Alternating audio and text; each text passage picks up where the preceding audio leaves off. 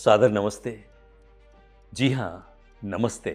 ये नमस्ते जो है वो पूरे विश्व में आज सुना जाता है, बोला जाता है, एक वैश्विक पहचान है।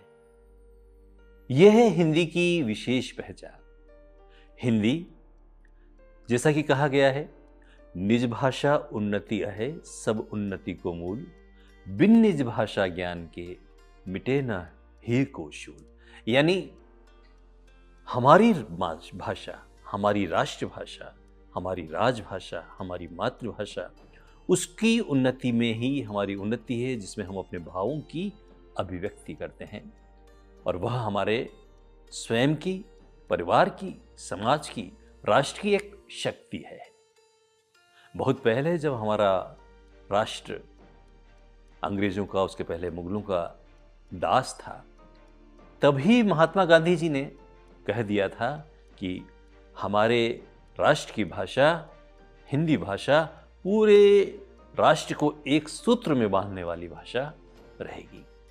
ये 1918 में महात्मा गांधी ने कहा था। और देखिए, चाहे नेताजी सुभाष चंद्र बोस हों, चाहे हमारे महर्षि देवदयानंद सरस्वती हों, जिनकी मातृभाषा हिंदी नहीं रही, उनकी अपनी क्षेत्रीय भाषा रही, लेकिन उन्होंने यह स्वीकार किया, यह कहा कि हमें हमारे राष्ट्र को एक सूत्र में यदि बांधना है तो उसकी भाषा हिंदी रहेगी। और उन्होंने हिंदी को घोषित कर दिया। महात्मा गांधी ने बहुत पहले ही हिंदी को हमारे राष्ट्र की राष्ट्रभाषा के लिए अपनी अभिव्यक्ति दे दी। और महर्षि देवदयानंद सरस्वती, जो आर्य समाज के संस्थापक रहे हैं, उन्होंने अपने 32 जो साहित्य के अपने मौलिक ग्रंथ हैं, उन सभी में हिंदी भाषा में ही, वे संस्कृत के विद्वान थे और उनकी मातृभाषा गुजराती थी, लेकिन उन्होंने हिंदी की महत्ता को समझते हुए हिंदी में ही सारा अपना साहित्य सृजित किया। चाहे वह कालजयी रचना सत्यार्थ प्रकाश हो, चाहे व्यवहार भानु हो, चाहे अन्य कोई ग्रंथ हो। ऐसे ही यदि हम साहित्य के माध्यम से अपनी भाषा को समृद्ध, सशक्त बनाएं, चाहे अपनी बोलचाल की भाषा से, अपने बोलने से। आज वैश्विक युग है और इस पूरे विश्व मंच पर हम गूगल को देखें तो गूगल को सबसे अधिक प्रयोग करने वाले हिंदी भाषी हैं। और हिंदी में यूनिकोड के माध्यम से आज सबसे अधिक जो विषय सामग्री है वह गूगल पर हिंदी में है। इस तरह देखा जाए तो आज पूरे विश्व में यह हिंदी भाषा हर रूप में प्रचलित है और इस पर हमें गर्व करना चाहिए, क्योंकि यह एक वैज्ञानिक भाषा है।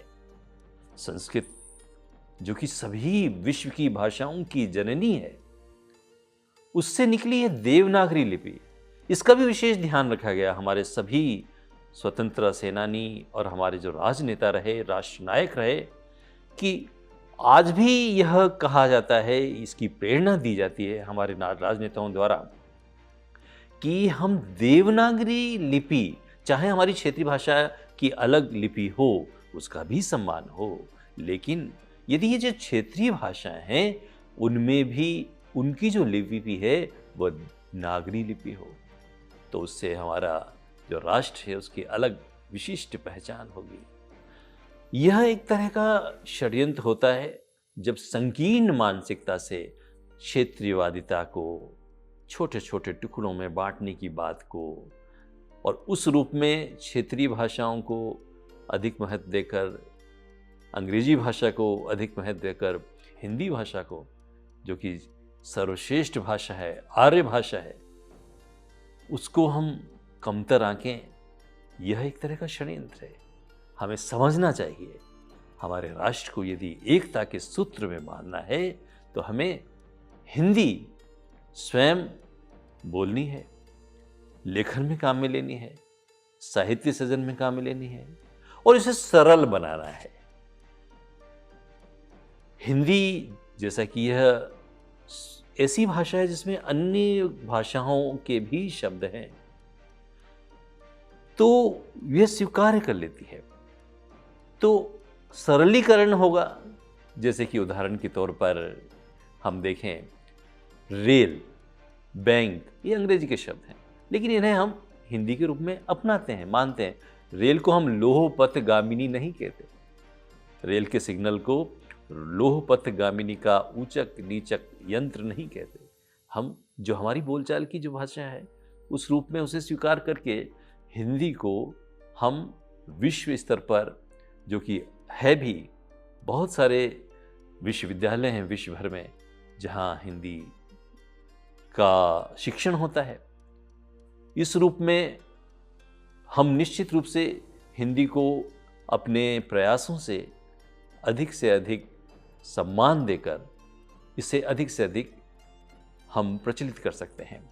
हम देखते हैं कि आज चाहे वह नासा के हमारे वैज्ञानिक हों, चाहे कंप्यूटर की भाषा हो, इनके लिए देवनागरी लिपि, संस्कृत और हिंदी सबसे उपयुक्त मानी जाने वाली भाषा है।